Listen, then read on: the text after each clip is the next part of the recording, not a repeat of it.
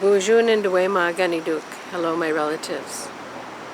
Awanabisa Gabo Gijiguk Indigenikaz Mikanak Dodam. My name is about the cedar tree, and I want to offer this asema for this beautiful day that we were given. My clan is Mikanak, the Turtle Clan, and I work here at the Native American Community Clinic as the elder in residence. So I have the opportunity and the honor to sit with our relatives in an outpatient treatment program called We Know the Way. And I co-facilitate our support groups, and I also see clients, Manidus, in the clinic, and I just call them visits. So I get to visit with our relatives. And today I'm going to do some teaching about the sage. So I'm asking Creator, Gije Manidu, to help me with this teaching and guide me in a good way. So when we harvest our sage, we offer the asema, the tobacco, and reciprocity. So we give to the plant and thank the plant for its teaching and guidance and helping us. Because the sage has a spirit of its own, and it is a teacher. So it is one of my relatives. So I want to be respectful and humble and honor this medicine that it gives us. And this is our sage garden that I'm so honored and blessed with looking at it every day and seeing the bounty that she's producing. So I want to thank my relatives who planted her last season. And when we harvest now, we don't pull up from the roots because we want her to come back every year.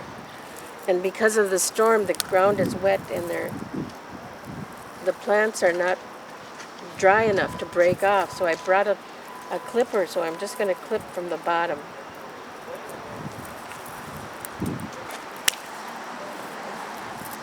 And this is the male sage, because it's got the wider leaf, the male white sage. And when we go to dry it, we're just going to hang it up and tie it together with some yarn, hang it up to dry thoroughly. And I brought some dried sage so you can see the difference. And I brought some that I harvested earlier that is dry, so you see the difference. But the wider leaf is considered the male sage, and that's the sage that we want. The seeded sage we're going to leave because it's going to replenish the garden, so it'll grow again, it'll come back, and that's the female sage. But we want the male sage that has the wider leaf. That's what we want to harvest. And this one I can see is broken off, so I can take it and add it to my bundle. But this is that beautiful medicine. We can make teas out of it. We can make a bath water with it and cleanse the body. It has so many medicinal properties that it's really a good medicine to have. It's one of our 4 sacred medicines.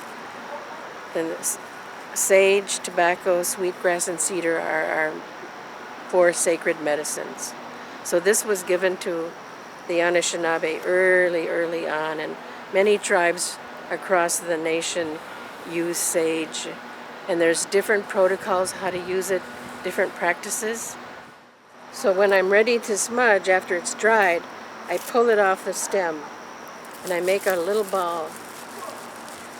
And some people like a lot of smoke, and you don't really need, you could just burn a leaf if you're at home. I roll it up in a ball, and the oils are released. So you can smell your hands, and it smells like prairie. It's good medicine. And I like to use matches.